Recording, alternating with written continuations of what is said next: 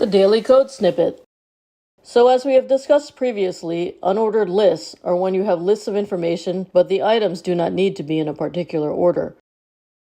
An example of this may be when you have a recipe and you have an ingredients list, but it doesn't really matter in what order those ingredients are. You just need to get all those ingredients to make your recipe work. You can see that unordered list has an opening tag, and then you will put all your individual list items with each list item having an opening and closing tag. And then after you finish all your list items, then you will put the closing tag for the unordered list. Unordered lists will display with a default bullet style that can be adjusted. The code UL opening tag, LI opening tag, list item, LI closing tag, LI opening tag, list item, LI closing tag, UL closing tag will display as bullet list item, bullet list item.